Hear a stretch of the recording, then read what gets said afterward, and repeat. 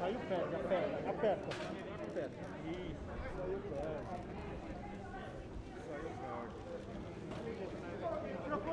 Vim para cá com chance de 90% de cirurgia.